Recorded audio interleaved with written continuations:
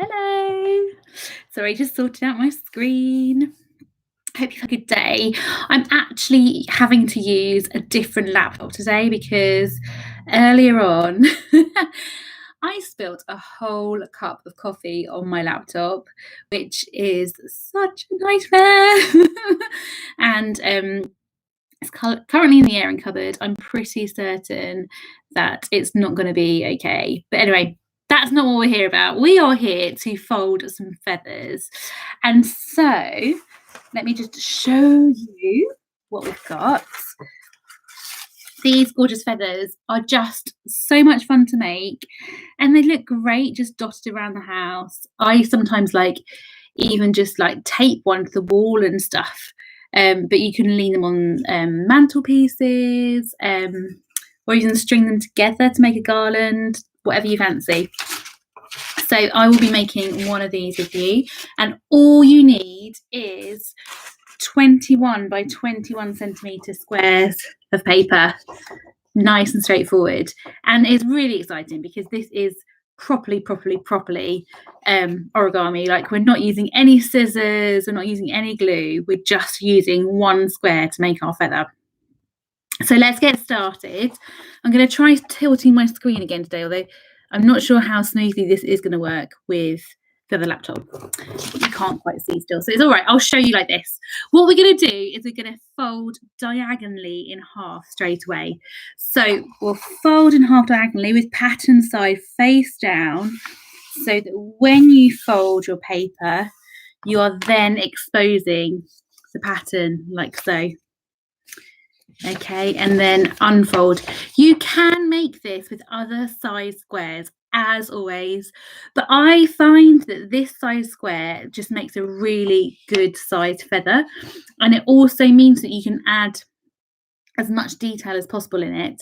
The smaller square you go, the thinner the paper you're going to want, just so that you've got more room to make even more folds.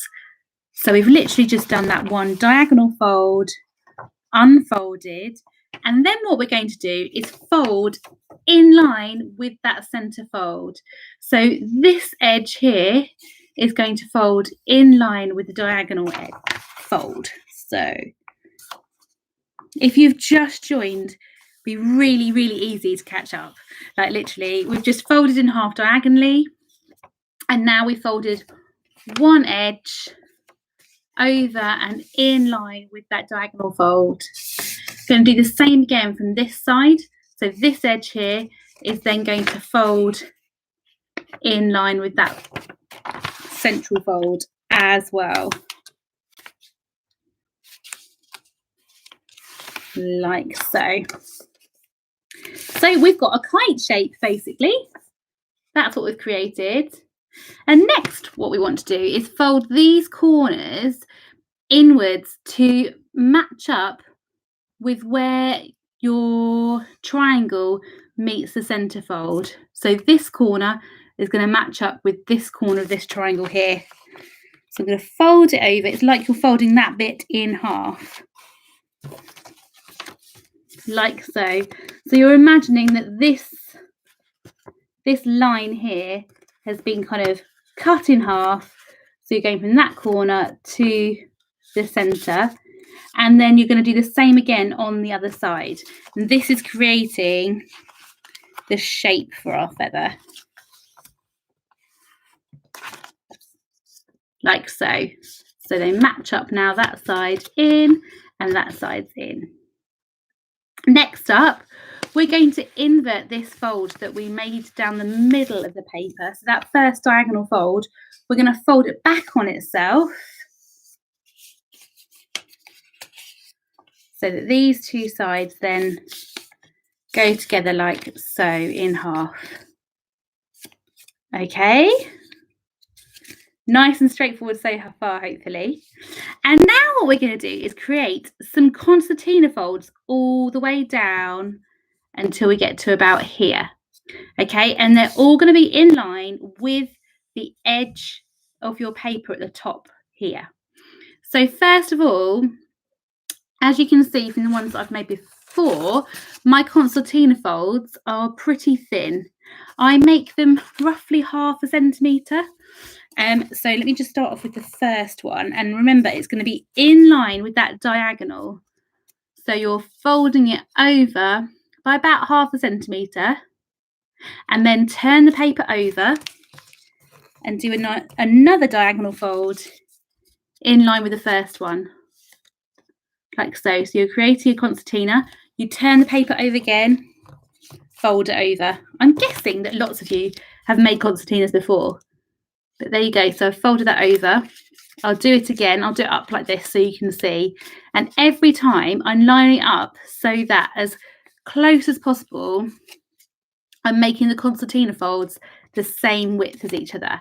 As you do it, the paper will kind of gradually move out because you're doing it at this diagonal angle. But you're going to keep on going until you get to the point where you feel like you've got the right size nib. So these are the main part of the feather, where the feather's all soft.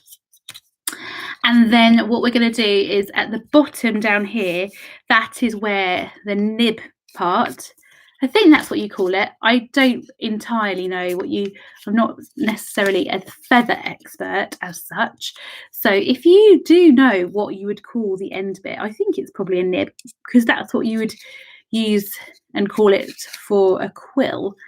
But anyway, that part is what we're going to say for the bottom. Okay, and you normally want to leave sort of 2 inches or so for that at the bottom, so kind of roughly 5 centimeters. So I'm just going to keep on doing the concertina ring.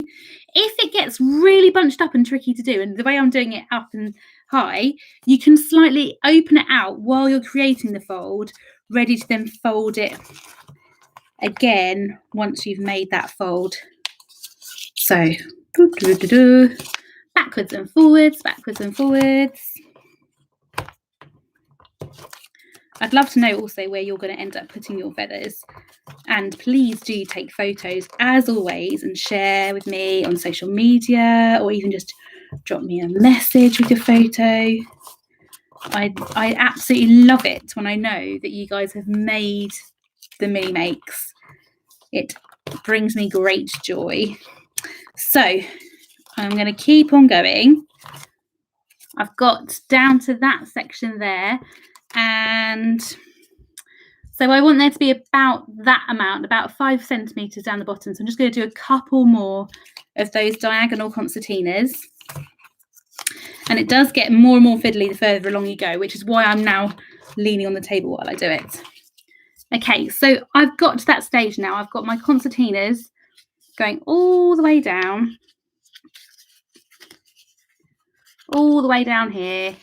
And so what I'm going to do now is open out the 2 halves again, which is a little bit fiddly because you've kind of folded them together. They're almost like nestled together. If you gently open it out, you've got this lovely feather shape, like so. Look at that. Oh, it's so satisfied making these. Okay, so then when you've done that and you've opened it out as far as you want to, we then just need to create the shape down here.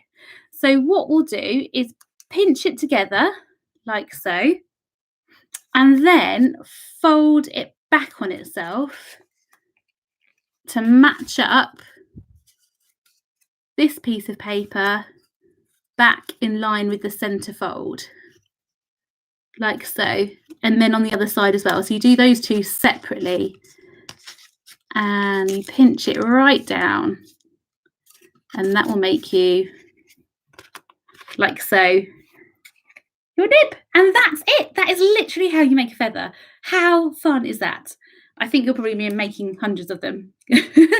I know I would. So yeah, there you go. Enjoy. Please, as I just said, do share with me all the feathers that you've made. And please do join me next week. Subscribe to my channel as well, so you do remember to follow me next week. And we'll probably be making something quite Easter themed, I think. Have a brilliant week, and thank you so much for joining me. See you again soon. Bye.